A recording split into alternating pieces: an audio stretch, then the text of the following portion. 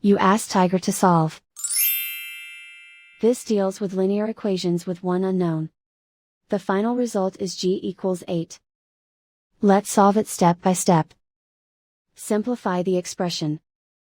Expand the parentheses. Simplify the arithmetic.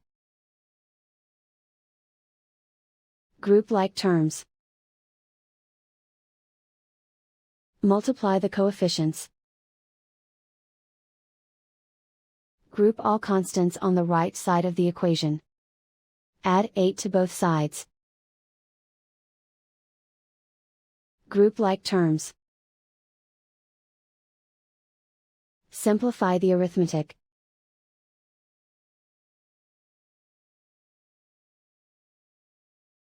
Isolate the g.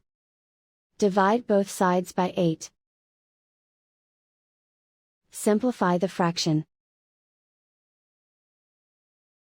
Find the greatest common factor of the numerator and denominator. Factor out and cancel the greatest common factor. And so the final result is g equals 8.